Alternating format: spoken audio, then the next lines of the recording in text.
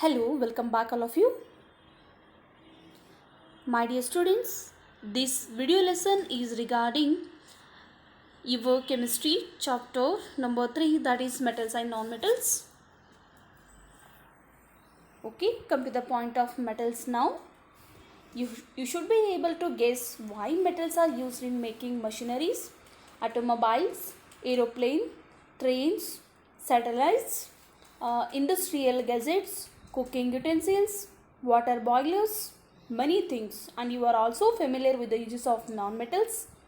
Here are some of the uses of non-metals. Non-metal is essential for our life, which all living beings inhale during breathing. What is that? That is oxygen. And non-metals used in fertilizers to enhance the growth of plants. What is that? Nitrogen. Non-metal used in water purification process. What is that? Chlorine, ozone, oxygen. So non-metal used in the purple colored solution, which is applied on wounds as an antiseptic. What is that? Iodine. Non-metal used in crackers. What is that? Sulfur. Okay, you may add some more uses of non-metals and non-metals. So these are the very important uses in day-to-day life. Then before going to this, you already know the first non-metals used by mankind is, what is that? Copper. The use of metal is said to be one of the things that makes people different from animals. Before they used metals, peoples made tools from stones, wood, and animal bones. This is now called the Stone Age. And no one knows when the first metal was found and used. It was probably what is called, that is, native copper, which is sometimes found in large lumps on the ground. People learn to make this into copper tools and other things. Although for a metal it is quite soft, they learned something to get copper from common ores.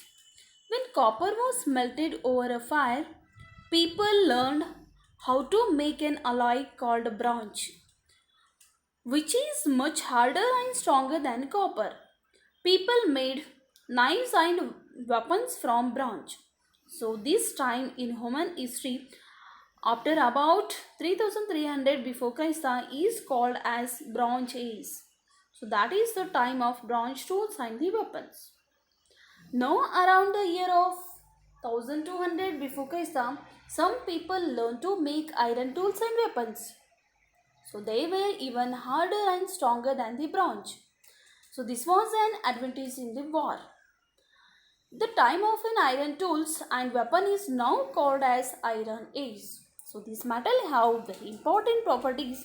These may element compound or alloy that is typically hard, opaque, shiny and has good electrical and thermal conductivity. Metals are generally malleable, that is, they can be hammered or pressed permanently out of shape without breaking or cracking, as well as fusible, means able to be fused or melted, and ductile, able to be drawn out into a thin wire. About 91 of the 118 elements in the periodic table are metals. Some elements appear in both metallic and non-metallic forms. Example, gold, silver, iron, copper, etc. Next, come to the point of non-metals.